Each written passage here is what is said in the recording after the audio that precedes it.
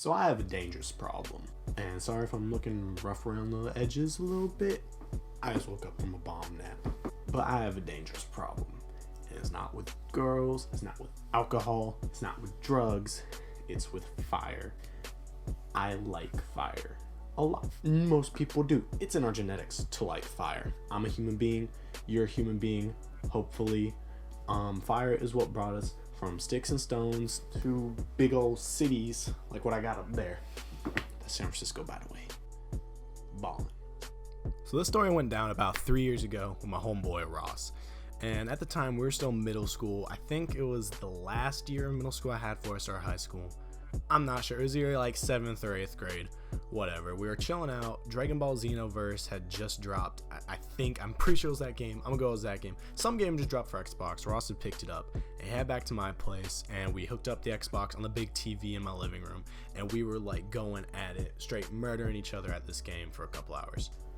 But fire is always something I like to be around. Bonfires, campfires, Christmas fires, little fireplaces you have in your house. You know, those are awesome things to be around.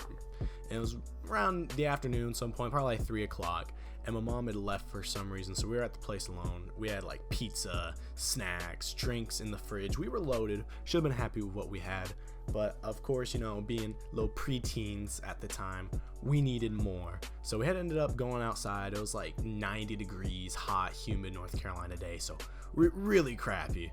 But we ended up going into my backyard, which is surrounded by a giant flammable pine forest, but whatever, and thought it'd be a good idea to dig out a fire pit and have a fire on a 90-degree muggy day. But hey, don't question our judgment. So I went out into my garage and started raiding the garage for tools. We got a shovel, a pickaxe, one of those like little claw things that you dig in the ground and make like a little hole with. We didn't even really use it, but we had it, and that's what mattered. And we headed out into my backyard area and started digging out this hole. And in North Carolina, if you guys live here, you know, it's not dirt. We have clay, so it legit takes a pickaxe to dig through this stuff. After like 30 minutes of digging, we got a pretty reasonably sized hole for our little fire pit. So we start stuffing this thing with dry logs, wood, fuel, you know, actual pine needles and stuff that'll light on fire. And we spray some of that fire starting fluid in there and light that junk up. And so we're sitting there for a little bit. I go back to the garage, grab some old outdoor cushions and use them for chairs out there by the fire. We had a really good setup going.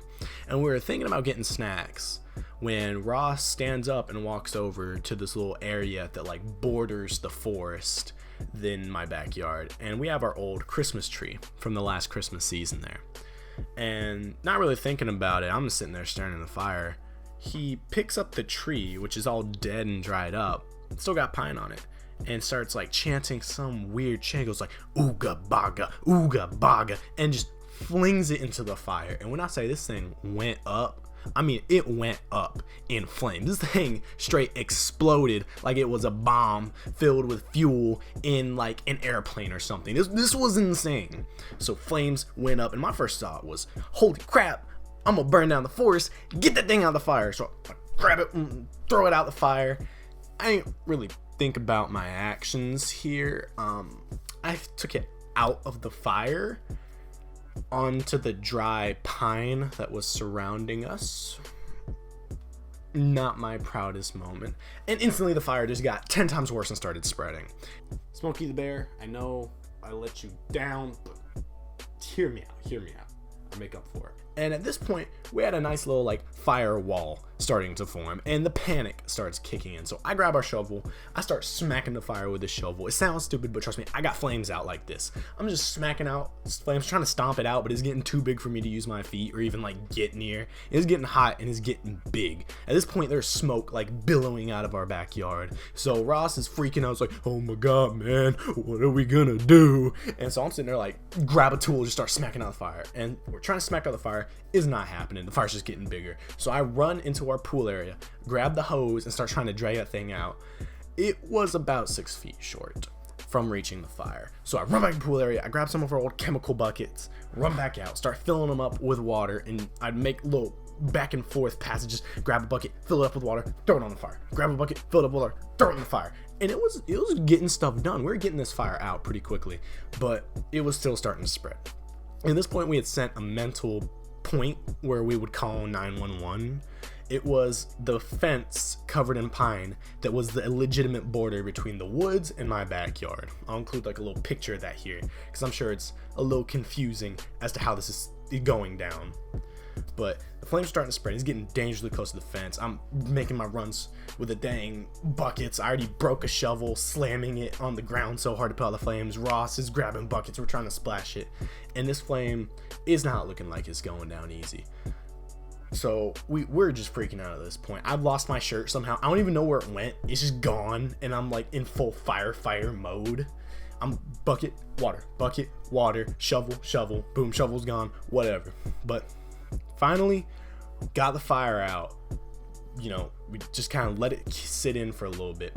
We put new pine over because this whole area was black, burnt to a crisp. We get new pine over the area. We put dirt in the old hole. We fill it up and we try and cover up all the burnt spots so my parents don't find out. Go back inside, relax after a little bit.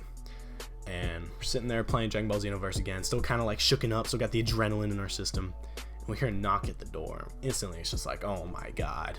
You know, that's like the scariest thing that's happened all day, even after the fire. We stand up, I walk over to the door, open it up, and it's just like a single police officer, and he's like, hey guys, we got reports of profuse smoke billowing into the air from your house. Is everything all right? And I was looking down and went, dude, I have no idea what you're talking about.